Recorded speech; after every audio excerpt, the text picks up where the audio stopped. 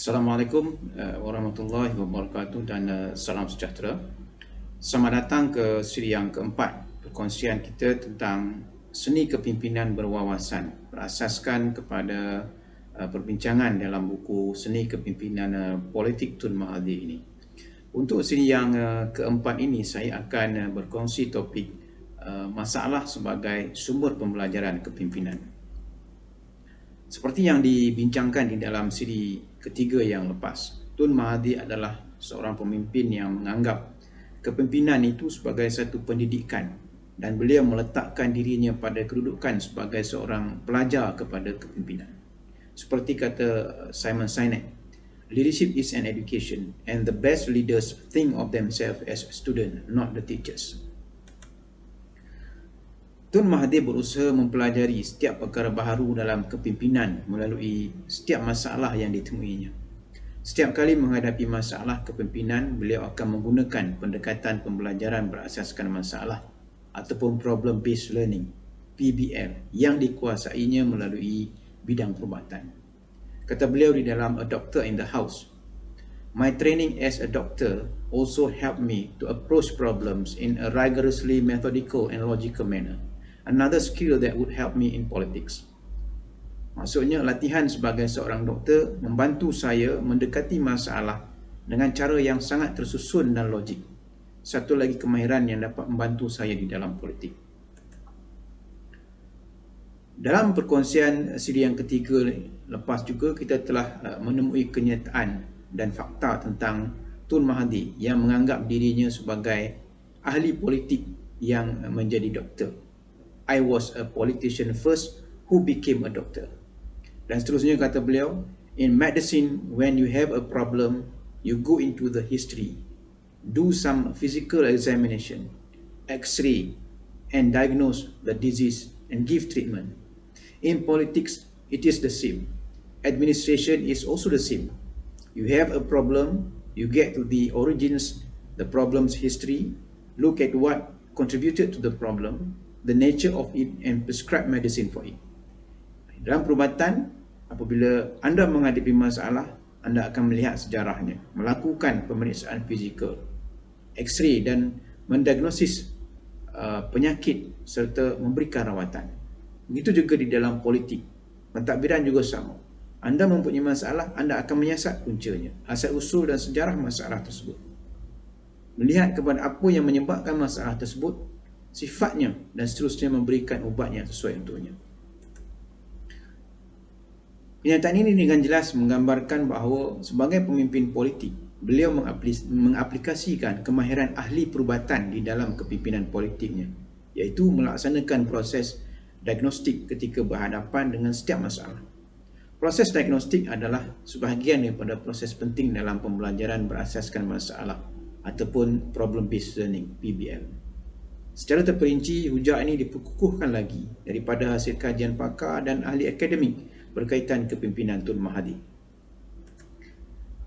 Profesor Ahmad Fauzi Muhammad Basri di dalam kajian beliau terhadap kepimpinan politik Tun Mahathir ketika berlaku krisis kepimpinan UMNO tahun 1987 menyebut, melalui rawatan perubatan anestetik atau pembiusan, Tun Mahathir melemahkan kedudukan Tun Musa Hitam apabila musuh politiknya ini mula menunjukkan tanda-tanda penentangan selepas meletakkan jawatannya sebagai Timbalan Perdana Menteri pada tahun 1986. Profesor Michael Leifer menjelaskan bahawa latar belakang bidang perubatan Tun Mahathir banyak mempengaruhi gaya dan seni politik beliau. Beliau melaksanakan proses diagnosis dan preskripsi. Rakyat Malaysia diyakinkan bahawa mereka perlu menelan pil dan ubatan tertentu untuk menyelesaikan masalah yang dihadapi. Keadaan ini menggambarkan Tun Mahathir menterjemahkan amalan kemujaraban perubatan ke dalam kerjaya politiknya. Ngamal perubatan Dr. Ong Hain Teck di dalam bukunya, dalam tulisannya berkaitan amalan perubatan Tun Mahathir di dalam kerjaya politik menyebut bahawa Tun Mahathir menggunakan pendekatan penyiasatan ke atas simptom-simptom untuk mendiagnos punca penyakit atau masalah dalam masyarakat dan negara sebelum mencadang dan melaksanakan langkah-langkah rawatan yang bersesuaian. Amat jelas bahawa hasil kajian dan pemerhatian pakar serta penjelasan beliau sendiri menunjukkan Tun Mahathir menggunakan pendekatan pembelajaran berasaskan masalah ataupun problem based learning (PBL). Di dalam bidang perubatan, PBL adalah merupakan salah satu kaedah utama yang mula digunakan sejak awal tahun 1970-an di Kanada, Eropah dan Amerika Syarikat. Kaedah ini adalah suatu bentuk pembelajaran aktif berpusatkan aktiviti pelajar serta menggunakan masalah sebagai pencetus kepada proses pembelajaran. Penggunaan masalah dalam pembelajaran sememangnya bukan perkara yang baru. Namun begitu, kita perlu membezakan bagaimana masalah digunakan sebagai asas kepada pembelajaran dengan penggunaan masalah sebagai aksesori untuk melengkapkan proses pembelajaran. Pembelajaran tradisional amat bergantung kepada isi kandungan. Isi kandungan adalah asas terpenting daripada awal sehingga akhir proses pembelajaran. Kebiasaannya, isi kandungan telah sedia disusun di dalam buku teks atau modul pengajaran. Hasil pembelajaran terfokus kepada kemahiran mengingati isi kandungan dan mengaplikasikannya dalam konteks yang sangat terhad dalam kelas dan ketika ujian atau peperiksaan. Ilmu dan kemahiran disampaikan melalui kaedah syarahan sama ada oleh guru atau pensyarah yang menjadi fokus perhatian pelajar di dalam kelas. Pelajar menjadi pendengar dan penonton yang setia. Sekali-sekala mereka diberikan peluang untuk mencelah atau diminta memberi maklum balas terhadap syarahan yang diberikan. Pelajar diharapkan dapat mengingati butiran syarahan dan meluahkannya semula dalam ujian dan peperiksaan. Masalah yang biasanya berbentuk rekaan atau simulasi angan-angan dikemukakan pada akhir pengajaran ataupun diberikan untuk diselesaikan di rumah. Proses penilaian dan pentaksiran ditumpukan kepada mengenal pasti sejauh mana pelajar dapat mengingati fakta atau kaedah penyelesaian masalah yang dijelaskan di dalam syarahan. Aspek keutamaan pembelajaran tradisional adalah penilaian terhadap aspek kognitif dan daya ingatan. Amat jauh berbeza dengan PBL, di mana masalah adalah asas kepada proses pembelajaran daripada awal sehingga akhir. Masalah dunia sebenar kebiasaannya direka bentuk semula menjadi masalah yang autentik untuk dikemukakan kepada pelajar. Sebelum proses pembelajaran ini dilaksanakan, para pelajar akan diberikan latihan secukupnya bagaimana melaksanakan kaedah diagnostik terpilih yang bersesuaian dengan setiap bidang ilmu serta kaedah pembelajaran menyeluruh sehinggalah selesai. Masalah yang telah direka bentuk dan dikemukakan kepada pelajar pada awal sesi pembelajaran. Pelajar akan belajar secara berkumpulan, melaksanakan aktiviti diagnostik untuk mengenal pasti gejala-gejala berkaitan masalah yang dikemukakan. Guru atau pensyarah adalah pemudah cara dan pemandu arah kepada pembelajaran. Dalam proses diagnostik, pelajar akan dipandu untuk mengaplikasi daya berfikir aras tinggi, kaedah penyelesaian masalah, pembelajaran terarahkan diri dan juga pembelajaran reflektif.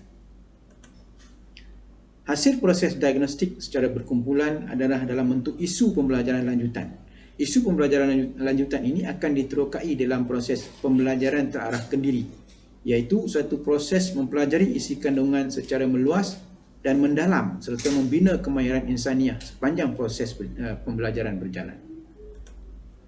Antara aktiviti pembelajaran terpenting dalam PBL yang tidak diaplikasikan secara meluas dalam pembelajaran tradisional ialah pembelajaran reflektif. Pendekatan pembelajaran reflektif memperkukuhkan pemerolehan ilmu dan kemahiran pelajar. Apa yang dapat kita simpulkan adalah dalam pembelajaran tradisional dan konvensional, masalah digunakan sebagai aksesori untuk melengkapkan proses pembelajaran. Manakala dalam PBL, masalah digunakan sebagai asas kepada pembelajaran. Pendekatan PBL yang digunakan oleh Tun Mahathir dalam proses pembelajaran kepimpinan beliau menjadikan masalah sebagai asas kepada pembelajaran seperti yang diamalkan di dalam PBL. Beliau menggunakan kemahiran dan latihan yang diperoleh sebagai seorang doktor perubatan untuk mendekati segala masalah kepimpinan politik secara tersusun dan logik.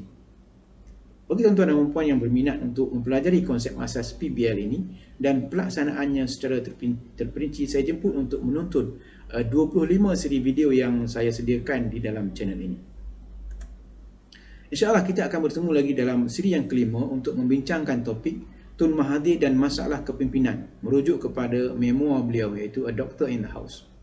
Bagi tuan-tuan dan puan yang berminat untuk mendapatkan buku Seni Kepimpinan Politik Tun Mahathir ini dan maklumat tentang kursus kepimpinan yang kami tawarkan, sila tekan pautan di bawah. Tuan-tuan dan puan-puan juga dijemput untuk subscribe, like dan share channel ini untuk terus mendapat maklumat terkini terbitan siri-siri video kepimpinan kami yang akan datang. Sehingga bertemu lagi. Assalamualaikum warahmatullahi wabarakatuh dan salam sejahtera.